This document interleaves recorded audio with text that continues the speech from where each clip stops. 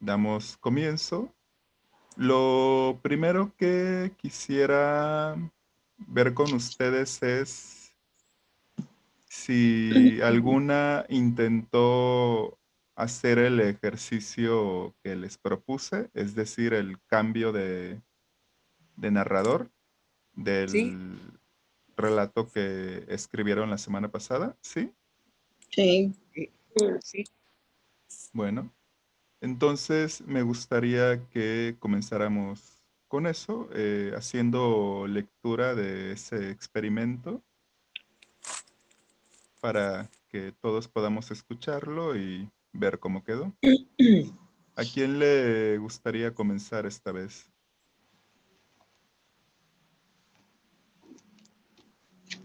Ya ve qué rápido contestamos todas, maestro. Sí. Maestro, yo no lo hice. No, Por no sé. falta de tiempo no lo pude hacer, pero lo voy a hacer y no sé, se lo mando a usted por el WhatsApp o algo, pero Sí, no lo pude, por falta de tiempo no lo pude hacer. sí, no se preocupe y en general no se preocupen. Si alguna de estas sugerencias que les hago fuera de la sesión no la hacen, no se preocupen, es solo eso, una idea de algo que pueden hacer ustedes por su cuenta. No obstante, lo que busco es que escribamos durante las sesiones. Entonces, pues no hay ningún problema, pero Pero si lo hacen, pues también hay el espacio para compartirlo en la sesión. Entonces, sí, yo sí lo hice, maestro. Bueno, me faltó un poquito para terminarlo, pero la mayor parte. ¿Se lo leo? sí, adelante. Sí, dice, serían entre 5 y 8 entre niños y niñas los que llegaron a la edad de 8 a 11 años. Llegaron a fundar la, la cuadra de la colonia 21 de abril. Solían salir todas las tardes a jugar al frente de sus casas, obviamente bajo la supervisión de sus padres, pero como chamacos intrépidos siempre salían a hacer travesuras aún y con la tremenda vigilancia. Y con toda esa vigilancia salían corriendo para sus queridas lomas de la colonia. Y ahí daban rienda suelta a subir y bajar por estas arenas, rodaban como ellos querían. Y ya dando el tiempo de regresar a sus casas, aprovechaban a recolectar el obligado racimo de coyoles. Y ya en el camino a sus casas, bien sabido lo tenían, que era obligatorio los jalones de orejas en la chancliza, que no podía faltarles. Pero todo, en fin, valía la pena después de disfrutar su bien recreado paseo por sus queridas lomas de la colonia 21 de abril. De acuerdo. Es todo. Gracias. Gracias. Ahorita no voy a hacer un comentario, voy a dejar que todas lean lo que escribieron y ya al final les hago un comentario Ok. general. ¿Quién quiere continuar? ¿Quiere que lea, Adelante, maestro? sí, sí, por supuesto. Ok. La misma narración, solo que la pidió usted en tercera persona. Así es. Lo que ese día habíamos escrito dijo que lo hiciéramos. Ujú. Yo ahora pues lo hice como si fuera un cuento. A Perfecto. ver, todas las noches la anciana abuela sentada en su viejo sillón narraba a sus tres pequeños nietos sus vivencias que durante la revolución la sacudieron de dolor. Su hijo mayor fue levantado por la leva y llevado al ejército, donde más tarde murió en una batalla. Su hija de 15 años fue secuestrada por los rebeldes y su esposo falleció de tiricia, pues le quitaron sus tierras y fueron sacados de su hacienda. La pobre mujer, ciega, quizá de tanto llorar, contaba que emprendió la caminata para buscar la tumba de su amado hijo, de nombre Baltasar Lima, en compañía de su madre y su pequeña hija de 10 años, por los montes, donde una pastora le dijo que habían enterrado a varios chicos. Y ella fue buscando la tumba de su hijo, donde le dijeron que estaba en un huizachi, que es un árbol muy conocido por la serranía de Puebla. Más tarde, caminó buscando a su hija, Elodia Lima, que los rebeldes tenían para que leyera las cartas de los jefes, puesto que la mayoría de ellos no sabían leer ni escribir, logrando rescatarla y así llegar caminando a la ciudad de Puebla de Los Ángeles, donde buscar refugio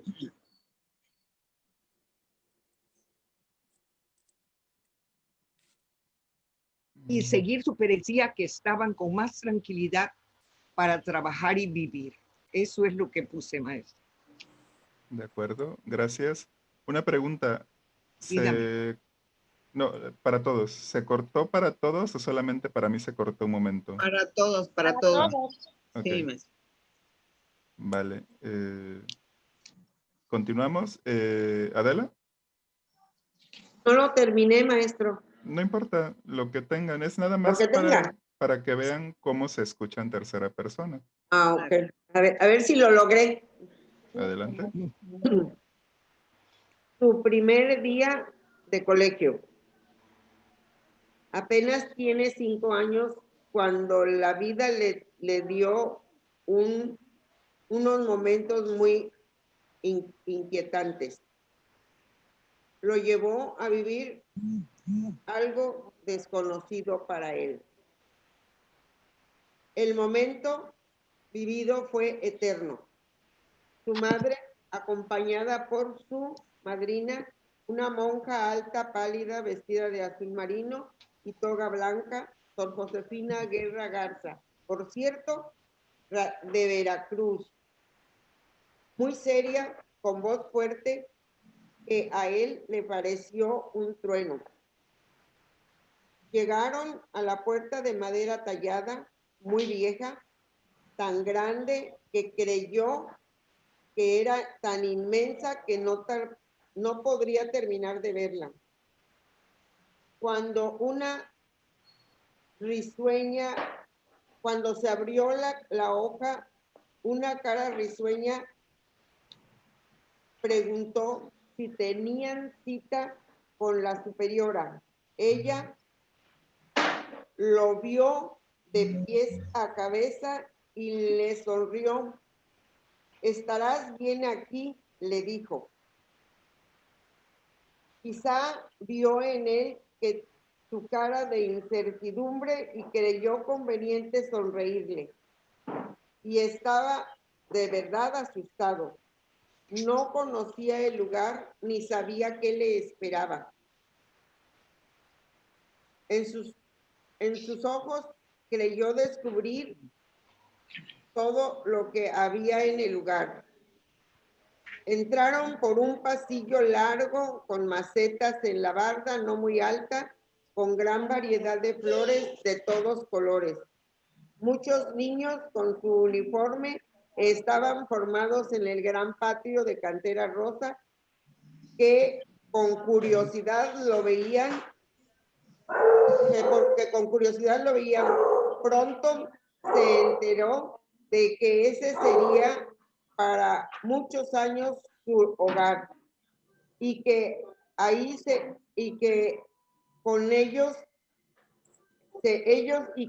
serían ahora su familia. Cuando se despidió de su madre, no lloró, solo preguntó ¿cuándo vendrás? No hubo respuesta, solo le dijo quizás el domingo, y esperó muchos domingos hasta que olvidó que lo sabía y fue feliz porque hasta ahí me quedé. De acuerdo, gracias. No sé si lo logré, maestro.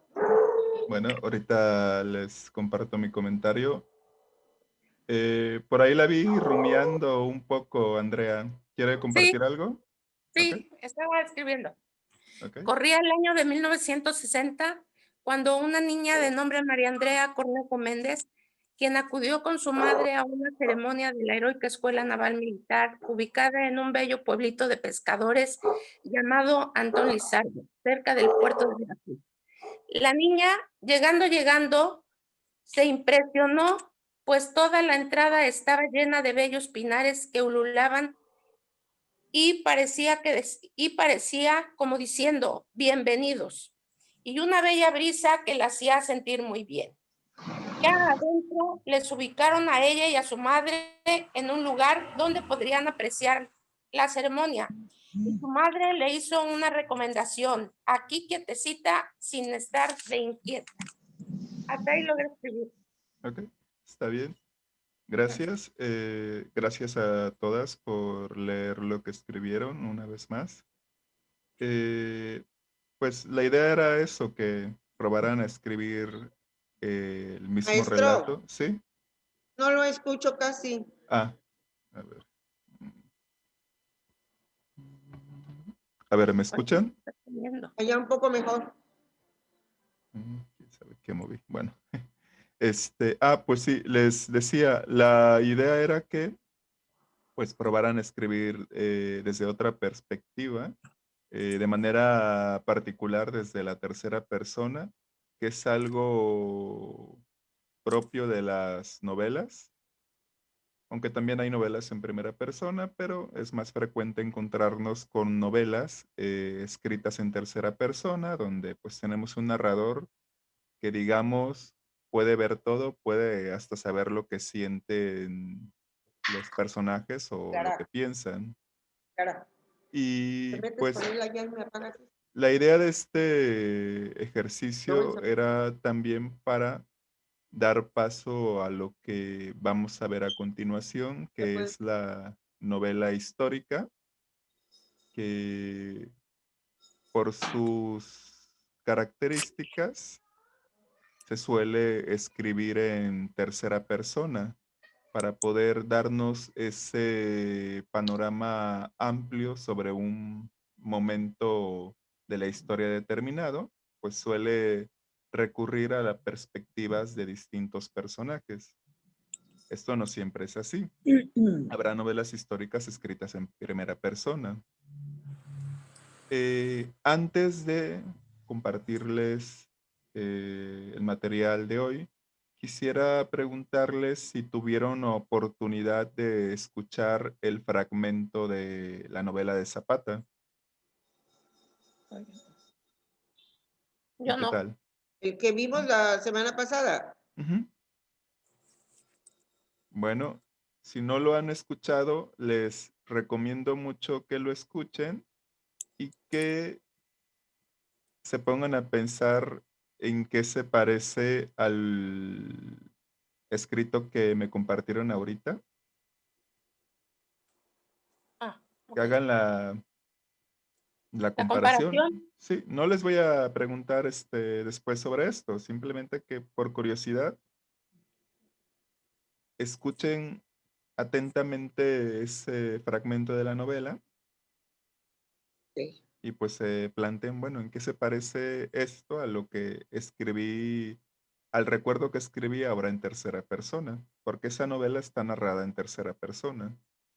Y es muy interesante porque a pesar de que está narrada en esa perspectiva, sí llegamos a sentirnos en la piel de Zapata. Es como si la persona que lo está contando fuera justo detrás de Zapata en esos acontecimientos que le suceden. Bueno, dicho esto, ahora sí les comparto el material de esta ocasión. A ver, acá está.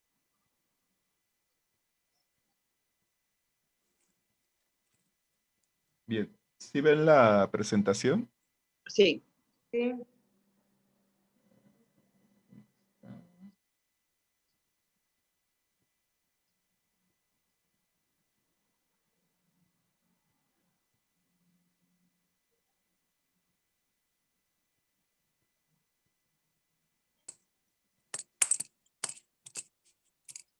Denme un segundo.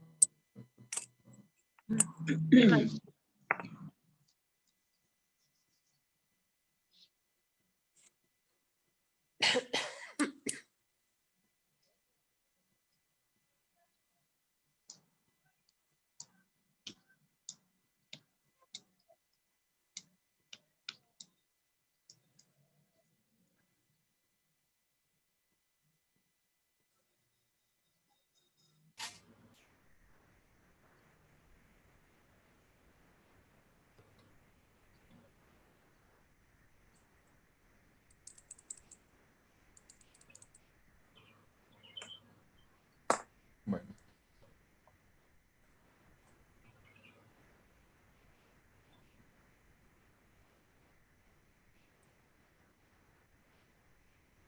Tran, tran, tran, tran. Tran, tran, tran. bueno. El día de hoy les voy a compartir lo que se refiere a la novela histórica. Ya al inicio del bloque les compartí una definición de lo que es una novela histórica, de lo que implica este género literario, pero no está de más repasarla. Y como les comentaba al inicio, pues una novela histórica es un relato que puede ser real o ficticio, en parte o en su totalidad, y que está ambientado en un momento determinado de la historia. Es decir, puede ser una historia real en su totalidad, con algunos elementos ficticios y que está ambientada en un momento de la historia en específico, por ejemplo, en la colonia, en la independencia, en la revolución, o bien puede ser una historia completamente ficticia, pero que está ambientada en un periodo histórico real. Igual puede ser, no sé, por ejemplo, la historia de un hombre indígena en la época de la colonia, puede ser la historia de un revolucionario que realmente no existió en la época, valga la redundancia, de la Revolución Mexicana. Y dos ejemplos de este género literario son la que vamos a leer el día de hoy, Los de Abajo, de Mariano Azuela, que es una historia ficticia, completamente ficticia. Ninguno de los protagonistas o personajes principales de esta novela existieron. Están inspirados en personas reales, pero no, como tal, no son personas reales. Y luego tenemos Noticias del Imperio de Fernando del Paso, que esa la vamos a estar leyendo la próxima semana. Y en este caso, sí se trata de una historia real, en este caso del Segundo Imperio Mexicano, cuando Maximiliano y Carlota fueron emperadores de México. Y pues es la historia de toda su andanza en esos 3 años que duró el imperio, todo contado desde la perspectiva de Carlota. En este caso, a pesar de que es una historia real, tiene elementos ficticios porque de algún modo tiene que hilar la historia el escritor, eh, imaginando cómo se pudo haber sentido Carlota o lo que pudo haber pensado de todo lo que vivieron en México.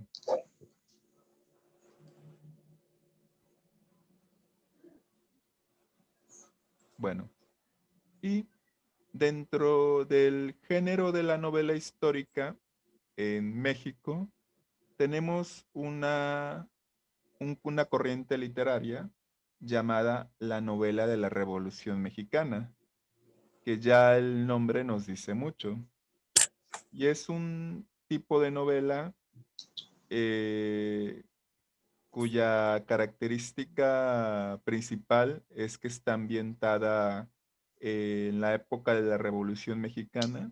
Y cuando decimos Revolución Mexicana, no nos referimos solamente al conflicto armado para derrocar a Porfirio Díaz, ni siquiera hasta el momento de el derrocamiento de Victoriano Huerta, cuando éste usurpó el poder, sino más adelante.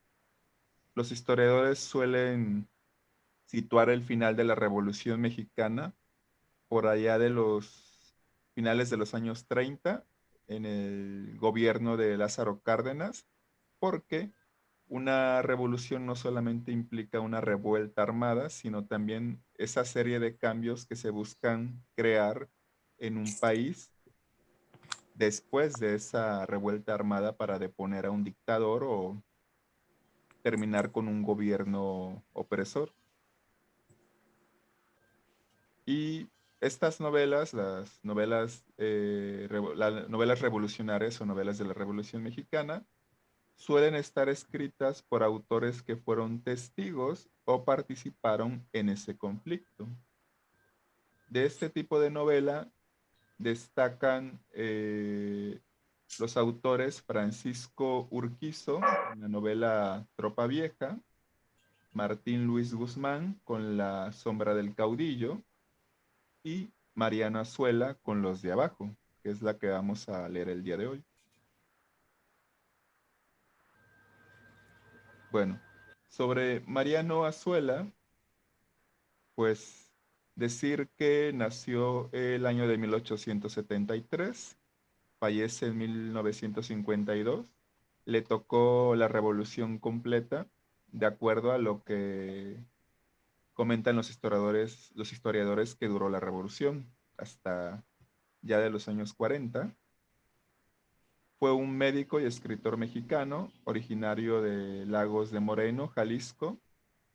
Fue opositor del Porfiriato, de ahí que se sumara a la Revolución Mexicana, en su caso como médico en el ejército de Villa.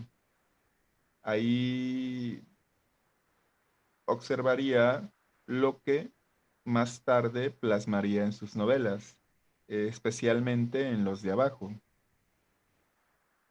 Este autor cuenta con una obra bastante amplia, tiene decenas de novelas en las que aborda distintos temas, pero se le suele reconocer por sus novelas revolucionarias, donde refleja el desencanto que sintió por en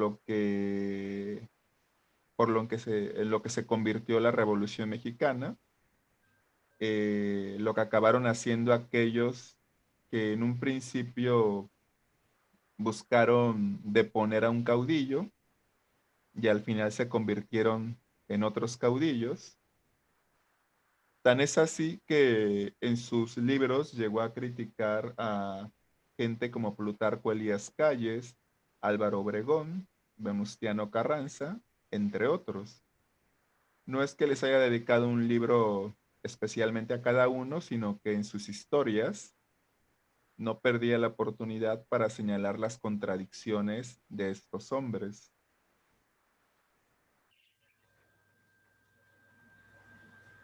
En ese sentido, dos novelas que se destacan de la obra de Mariano Azuela es una llamada Nueva Burguesía, donde nos presenta a todos esos generales, a todos esos militares que sirvieron durante la revolución, ahora convertidos en funcionarios de gobierno, y cómo esto deviene en que presenten ciertas contradicciones.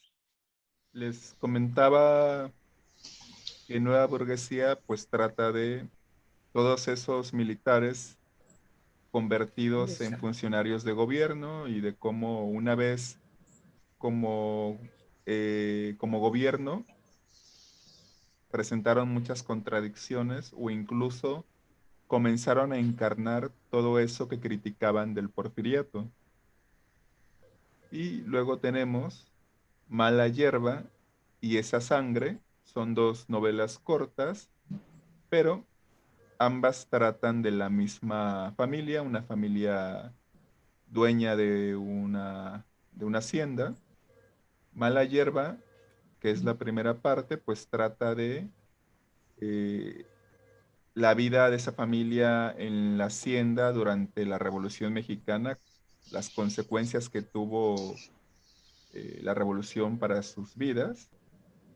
Y Esa Sangre, segunda parte, nos cuenta la vida de esa misma familia después de la revolución, todos esos cambios que tuvieron que vivir o que les tocó vivir con respecto a la vida en la hacienda. Y pues de nuevo Mariano Azuela aprovecha para hacer una crítica mordaz sobre los resultados de la revolución, porque así como pudo traer ciertos beneficios, también trajo perjuicios para muchas personas. Bueno, Ok. ahora sí, el día de hoy, como les comentaba, vamos a leer un fragmento de la novela Los de Abajo de Mariano Azuela.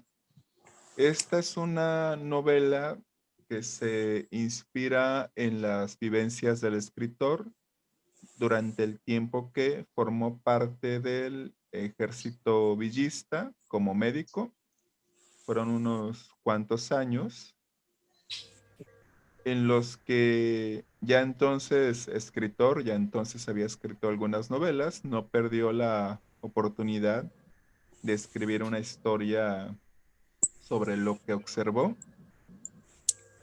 Está protagonizada por un personaje llamado Demetrio, el cual está inspirado en en un general que llegó a conocer durante su paso por el ejército villista. Como curiosidad, existen al menos 3 versiones de la novela, porque no contento con la primera versión que publicó, hizo 2 correcciones, pero la que vamos a leer el día de hoy es, digamos, la versión más fiel a la original. Ujú.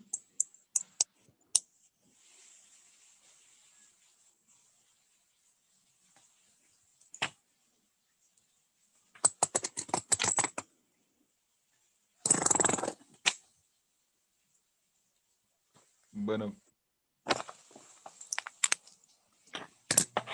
primero me gustaría preguntarles, ¿tuvieron oportunidad de leer el fragmento?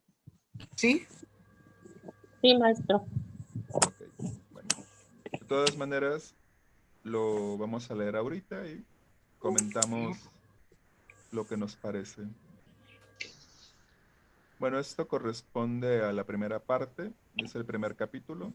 Los capítulos son muy cortitos, son de 3, 4, 5 páginas, cuando mucho. Y dice, Maestro, ¿sí? maestro, no es, ¿Dice?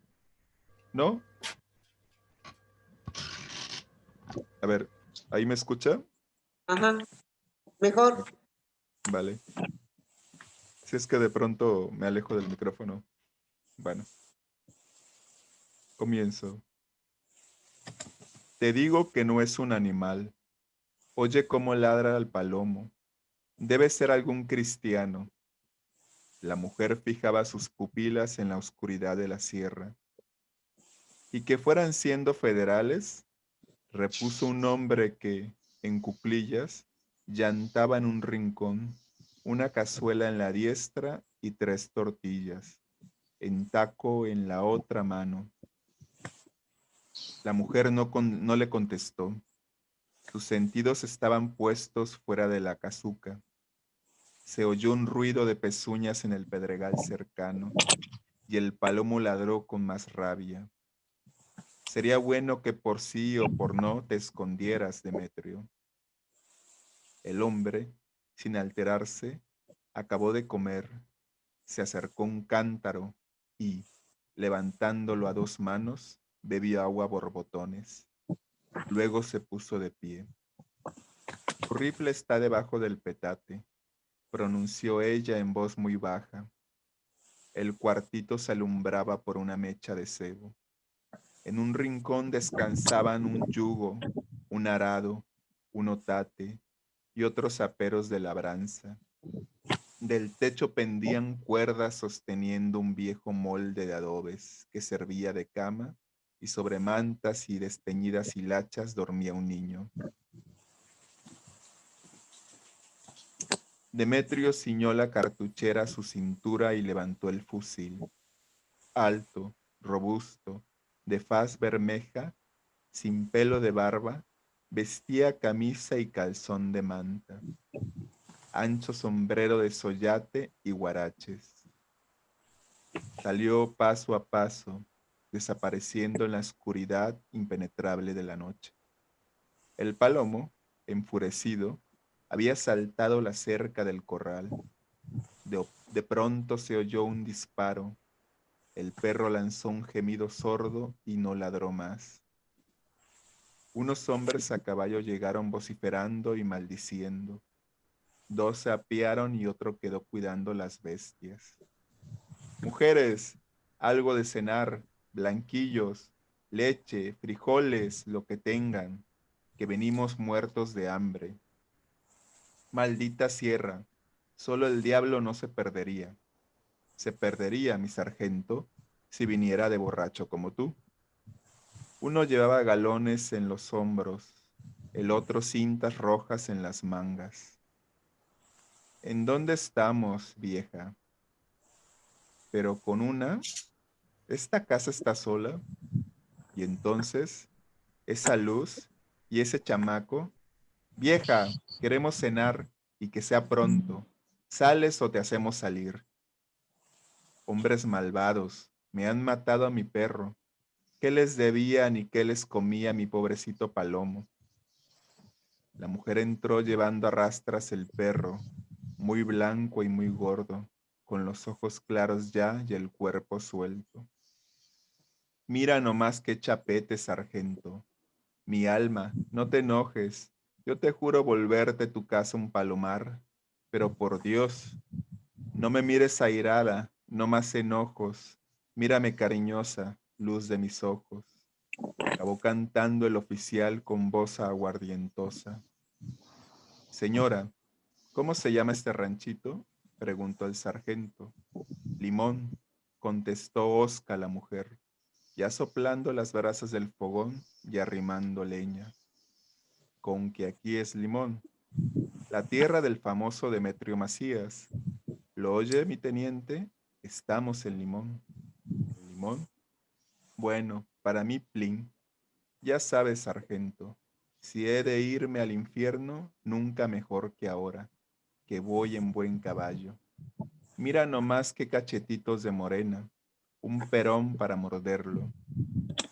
Usted ha de conocer al bandido ese, señora. Yo estuve junto con él en la penitenciaría de Escobedo. Sargento, tráeme una botella de tequila. He decidido pasar la noche en amable compañía con esta morenita. ¿El coronel? ¿Qué me hablas tú del coronel a estas horas? Que vaya mucho a... Y si se enoja, pa' mí, plin. Anda, chatita, deja mi sargento que fría los blanquillos y caliente las gordas. Tú ven acá conmigo. Mira esta carterita apretada de billetes, es solo para ti.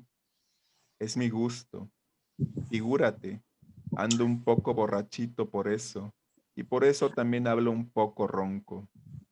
Como que en Guadalajara dejé la mitad de la campanilla y por el camino vengo escupiendo la otra mitad. ¿Qué le hace? Es mi gusto. Sargento, mi botella de tequila. Chata, estás muy lejos. Arrímate a echar un trago. ¿Cómo que no? ¿Le tienes miedo a tu marido o lo que sea? Si está metido en algún agujero, dile que salga. Pa' mí, plin. Te aseguro que las ratas no me estorban. Una silueta blanca llenó de pronto la boca oscura de la puerta. «Demetrio Macías», exclamó el sargento despavorido, dando unos pasos atrás. El teniente se puso de pie y enmudeció, quedóse frío e inmóvil como una estatua. «Mátalos», exclamó la mujer con la garganta seca. «Ay, dispense, amigo, yo no sabía, pero yo respeto a los valientes de veras». Demetrio se quedó mirándolos y una sonrisa insolente y despreciativa plegó sus líneas. Y no solo los respeto, sino que también los quiero. Aquí tiene la mano de un amigo.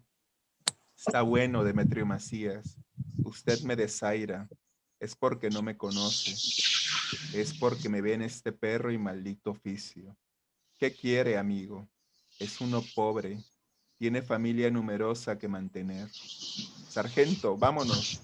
Yo respeto siempre la casa de un valiente, de un hombre de veras.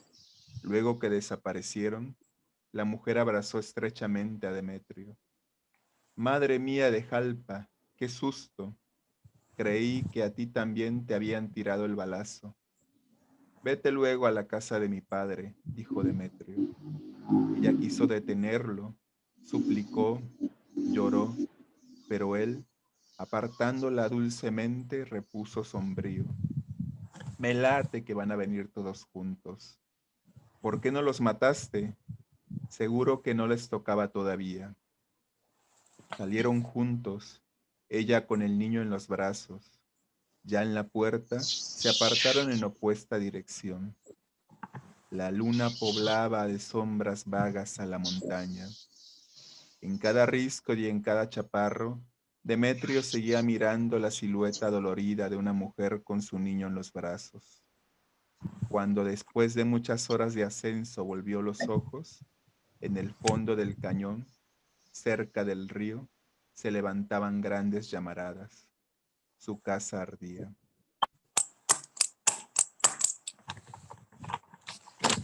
Bueno, ahí termina el primer capítulo de la novela. Ahora sí, vamos a pasar a los comentarios, que me imagino ya tendrán algo en mente por la lectura que hicieron de manera previa. Entonces, ¿a quién le gustaría comenzar? Maestro, ¿puedo? Sí, claro, adelante. Primeramente, bueno, es una narrativa de cómo va narrando la forma de ser de los hombres de esa época. Estamos hablando de la revolución, ¿verdad? Claro. Entonces, bueno, cómo se integraban en aquella época los hombres a las filas del ejército y por lo que tenían que pasar. Pero también, sobre todo, para mí aparece el macho, por la forma en cómo trata a la compañera de Demetrio. Y me encanta la forma de cómo describe a los personajes, cómo describe el lugar en donde se realizan los hechos, el pueblo, el perro. No, bueno, yo creo que no era pueblo, era como una ranchería, ¿no? Me figuro. El perro, Palomo, y cómo describe a Demetrio, ¿no? Claro. Sí, como que muy atractiva para ser leída 1, 2, 3 y 4 veces. Sí, y definitivamente algo para leer en voz alta por la forma de hablar de los personajes. Si se fijan, la manera en que hablan los personajes es muy propia de ese tiempo, o cuando menos de lo que creemos se hablaba en ese tiempo, Así por es. las novelas que nos lo presentan así, como es el caso de Los de Abajo. Y sí, las descripciones, coincido, son fantásticas. Mariano Azuela no es de esos escritores que abunde dando detalles de, no sé, tenía los ojos así, el cabello asá, sino que se concentra en ciertas características que, digamos, podrían definir la personalidad o el carácter del personaje y las suele comparar con aspectos de la naturaleza o bien con aspectos de algún animal. De hecho, es muy frecuente en sus novelas y cuentos que que compare a las personas con ciertos animales, como es el caso del fragmento que acabamos de leer. ¿Otro Sí. comentario que quieran hacer?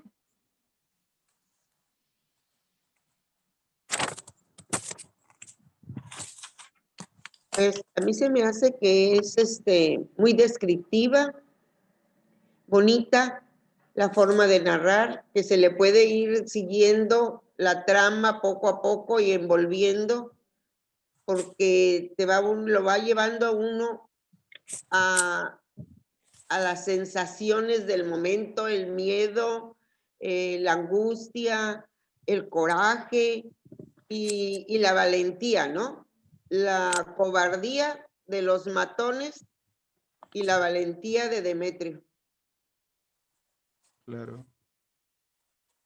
Sí, hay que decir que esta novela nos presenta muchos de los conflictos que se suscitaron antes, durante y después del conflicto armado de la Revolución Mexicana. En este caso nos presenta a los federales, que era la fuerza al servicio del gobierno de Díaz, y por otro lado a Demetrio, un bandolero, que también, pues muchos bandoleros se sumaron a las filas de los ejércitos que combatieron al gobierno de Díaz y luego al gobierno espurio de Victoriano Huerta.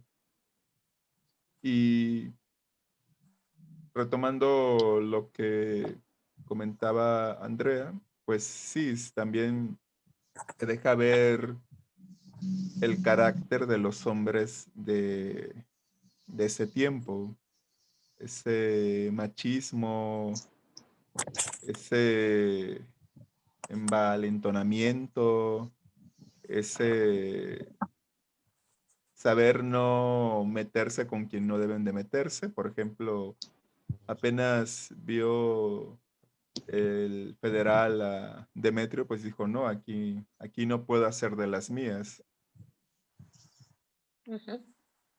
Bueno, Yes. El valor de la hombría sería, ¿no, maestro?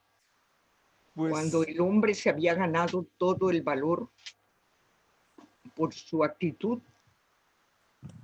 hombría, pero ¿de quién? Bueno, por ejemplo, Demetrio se supone que es el personaje fuerte del pueblo o que ya tenía conocimientos los federales de que era un hombre duro, un hombre aguerrido. Entonces nada más la sola presencia de Demetrio allí en la puerta que dice inmediatamente a ellos los acobardó y prefirieron marcharse. Claro. Sí, y eso también es algo muy Pero típico se de ese tiempo, marchan, ¿sí? se marchan en ese momento por temor, pero regresan peor porque queman la casa. Bueno, queman Regresan la casa, pero peor regresan con todos ya en bola. la Sí. con maledicencia contra la persona que ya no encontraron, porque hubiesen sido capaces de matar a la mujer y al niño. Claro. Lo hubieran hecho, solo que De ya no lo hecho, encontraron en de ese hecho, ellos momento. abusaban de las mujeres también. Sí. Sí. Ah, Ahí luego se leyó la chatita de cachetitos que quería que se le acercara. Ya quería. ¿Qué quería? Y Abusar. mi claro. abuelita nos comentaba que en esa época se untaban las chicas o las mujeres ajo en las axilas para que les diera calentura. Entonces, al tener ellas la temperatura, ellos ya no las violaban, no se les acercaban. Eso mi abuelita nos los contaba, no sé, mi abuelita le tocó la época de la revolución. Sí, Fue fue una convulsión que también se prestó para muchos abusos, no Mm, solamente por parte de los federales, sino también de los revolucionarios. los Los rebeldes revolucionarios también llegaban y exigían comida, saqueaban haciendas, mataban las reses, sí, se seguían. aprovechaban Saqueaban, de las mujeres, Sí, saqueaban. porque también era un poco el carácter de los hombres de ese tiempo, el macho mexicano en todo su esplendor, Así es. y pues, pero era la época insisto, del patrón, que el patrón también era el dueño de toda la comunidad, de todas las familias, y esa era costumbre de ellos también abusar de las mujeres. claro, y también había líderes o hacendados que, digamos, inspiraban tal respeto o eran algo así como los protectores de las comunidades, de los pueblos, de las haciendas. Por ejemplo, Estaban con el movimiento. ajá, por ejemplo, en la novela de Zapata de Palou, pues nos cuenta un poco de Zapata siendo representante de algo así como los comuneros, gente que era dueña de tierras y que lamentablemente las fueron perdiendo a Sí. partir del porfiriato porque les eran cedidas a los hacendados. Pero además de ser representante en ese aspecto, porque tenía que ir a Ciudad de México para pues, tratar de resolver ese problema, que nunca lo pudieron resolver, siempre les daban largas, pues también, digamos, eran protectores del pueblo. Si, digamos, llegaban algunos pelados queriendo aprovecharse de ellos, pues tomaban las armas encabezados por Emiliano Zapata. Y esa situación se daba en diferentes rincones del país. Digamos que esa sería la parte buena o no tan mala de esa época. Pero sí, definitivamente hubo muchos abusos y por ambos bandos. ¿Cuándo la clase? Sí, estoy en el Zoom. Así es, maestro. ¿Algún otro comentario?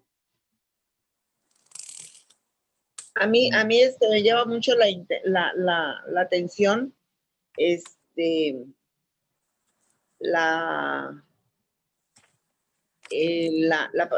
la pareja, ¿no? De Demetrio, ¿no? La atención, el instinto, el cómo ladra el perro, fíjate que no es un animal, que es, o sea, la intuición femenina.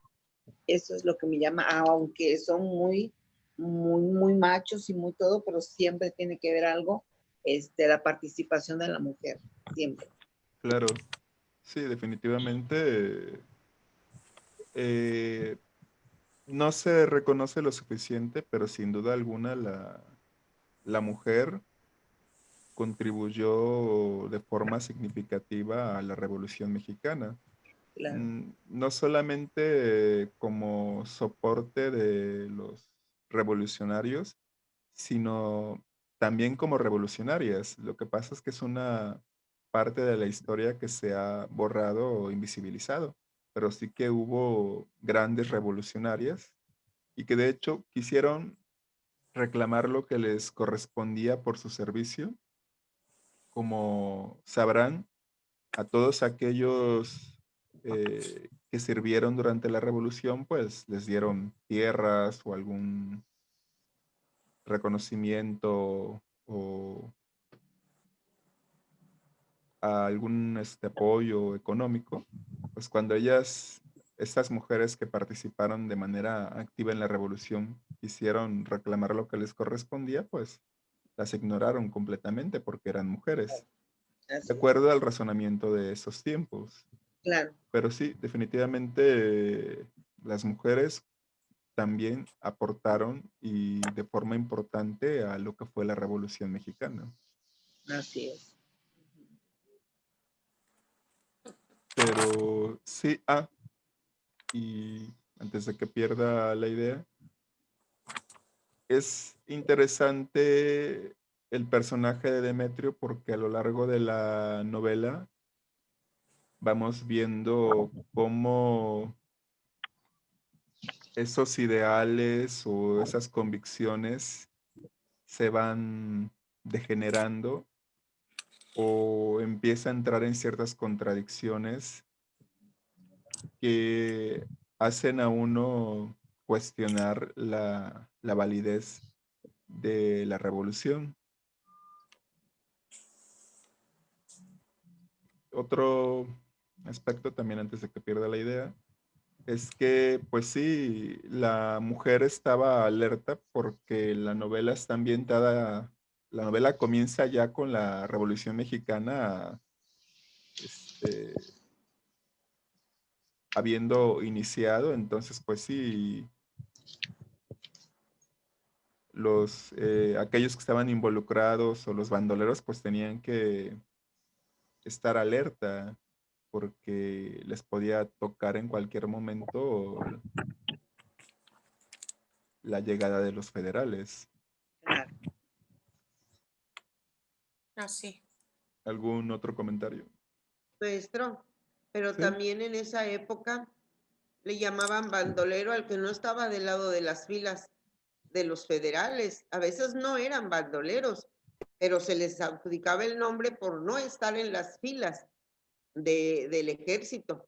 Y todo el que no quería llegar a las filas, porque antes, en esa época los obligaban, pues había quienes no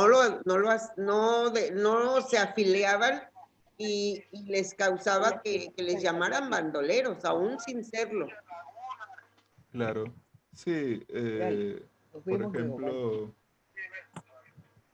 ejemplo, a Zapata le tocó leva, no porque fuera un asaltacaminos o porque anduviera en negocios turbios, como era el caso de Francisco Villa, sino porque se ponía unas borracheras tremendas y terminaba montando un escándalo. Y ese era el pretexto para detenerlo y en alguna ocasión, pues mandarlo a la leva. Pero sí, de hecho, pues digamos, cualquier pretexto era bueno para mandar a los hombres al ejército. Sí. ¿Algún otro comentario?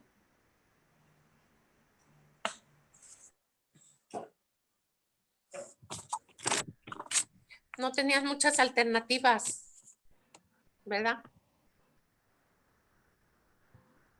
Pues no, definitivamente Yo no. sí, no, no. Sí, Es- pues muchos, muchos hombres que se convirtieron en bandoleros o en asaltacaminos o se involucraban en negocios turbios, pues no es que buscaran intencionadamente esa forma de supervivencia, sino que las opciones no eran atrayentes o las alternativas no eran mejores, como por ejemplo terminar trabajando en una hacienda por un salario ínfimo y en condiciones de explotación. Total. Llenos de deudas. Así es. Y los que, digamos, tenían terrenos para cultivar, pues muchos los fueron perdiendo por el favor que tenían los hacendados por parte del gobierno porfirista.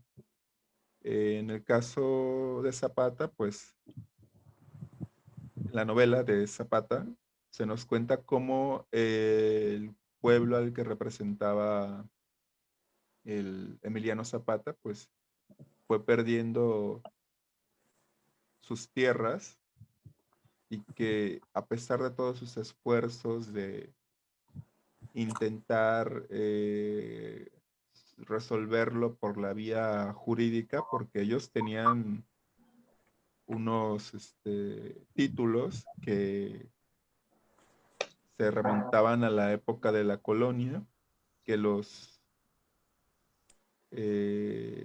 acreditaba como dueños de esos terrenos. Sin embargo, pues a los hacendados les importaba poco y tampoco, e igualmente al gobierno lo que le interesaba era favorecer los intereses de aquellos que mantenían el régimen.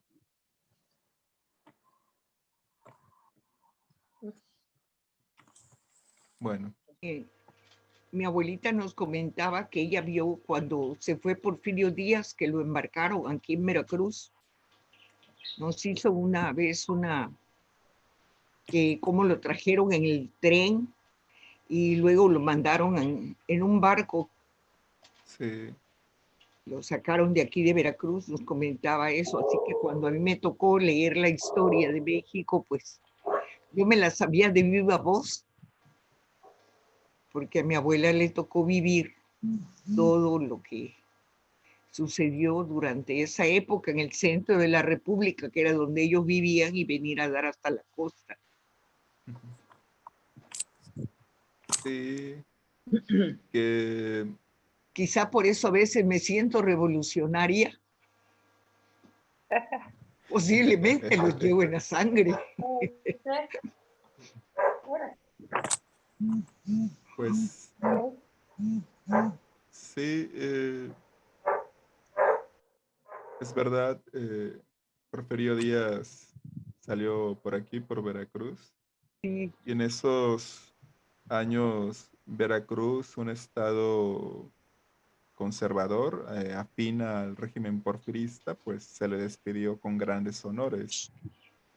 Eh, Se cuenta que mucha gente se congregó en el puerto para darle la despedida. para verlo partir. Así es. Pero el lema en esa época, decía ella, que el dicho era que era la época que amarraban los perros con longaniza y no se la comían, porque le habían dado a un perro tanto de comer que ya aunque lo tuvieran amarrado con la longaniza en el cuello, ni siquiera se molestaba en comer. Y que en esa época, pues el que robaba lo destruían también, no como ahorita. Así que seguimos viviendo la revolución también ahorita nosotros. Sí, Mm. sí. E imagínense aquellos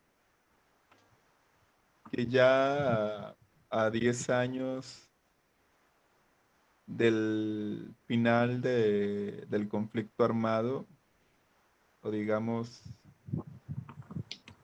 de haber sido derrocado Porfirio Díaz, pues ya empezaban a decir, bueno, creo que la revolución no fue lo que esperábamos o no nos trajo lo que buscábamos.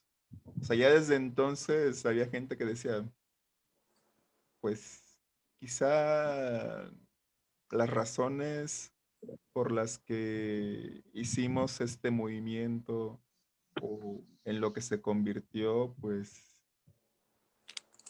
no, no tiene Se mucho sentido, desvirtuó completamente el movimiento, claro. como se desvirtuó el zapatismo. Ujú. El zapatismo está desvirtuado completamente ahí en Chiapas, hacen lo que quieren, tienen las tierras que quieren, tienen los pueblos que quieren. Entonces, igualito que en aquellas épocas. Sí, pues hay muchos problemas que se remontan no solamente al porfiriato, sino a la colonia y que siguen sin resolverse.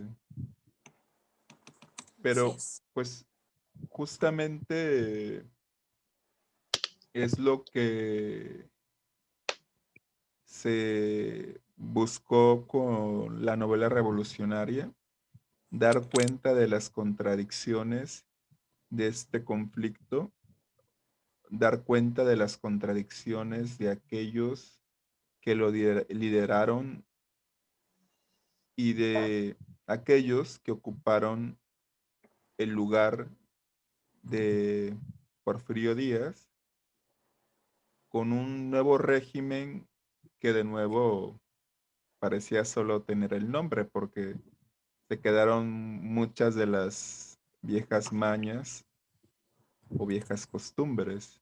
Claro. Nos queda 1 minuto 20. Sí. Ahorita nos volvemos a conectar ya nada más para cerrar. Por ejemplo, en esta novela, permítanme.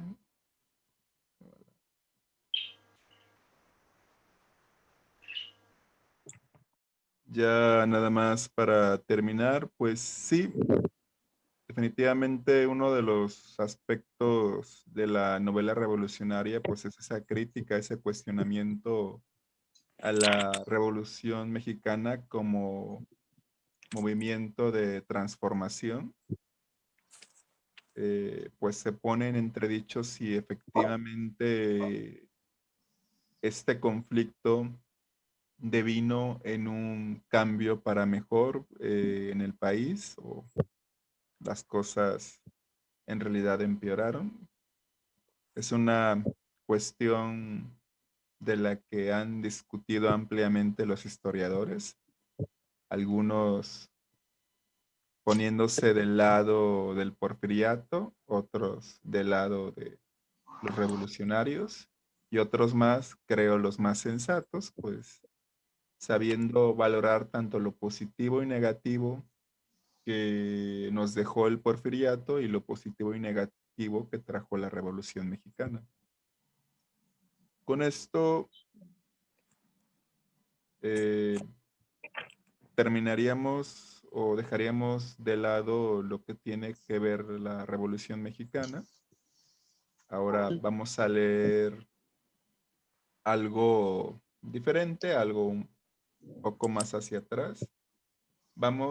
Les voy a compartir la próxima semana un fragmento de Noticias del Imperio de Fernando del Paso, que como les comentaba en un inicio, pues trata de el Segundo Imperio Mexicano. Es una novela que se cuenta desde la perspectiva de Carlota, emperatriz de México.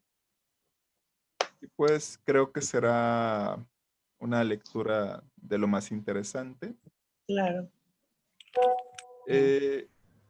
La próxima semana esto yo se los mandaría en audio, esta parte como un video, de la misma manera que les envié lo de Zapata.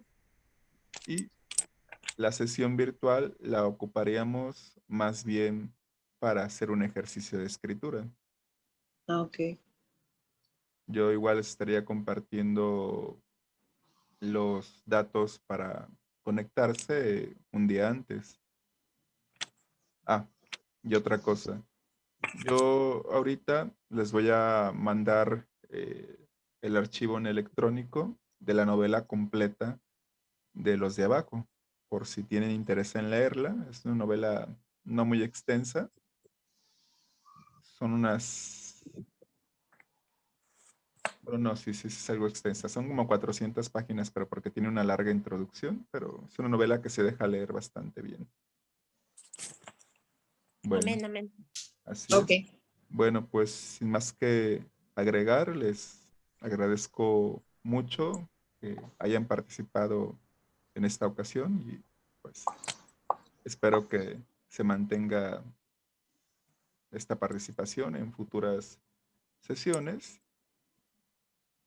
Y pues muchas gracias, que pasen excelente fin de semana y nos estaremos viendo por aquí el próximo viernes. Sí. Claro, gracias a usted, maestro. Gracias, Gracias, maestro. maestro. Buenas Gracias, tardes. maestro. Gracias a usted. Bueno, ok. Sí, Chicas, muchas que gracias.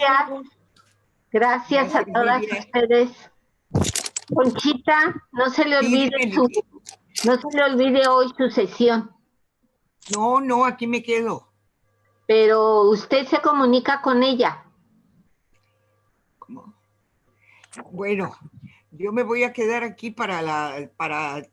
no me he comunicado, ahorita me comunico con ella. Ok, gracias. Gracias, Lidia. Hasta luego. Buen fin de semana. Buenas tardes a Igualmente. todos. Igualmente, Bye. cuídense mucho. Está bien. Gracias. Cuídense. Adiós. Bye.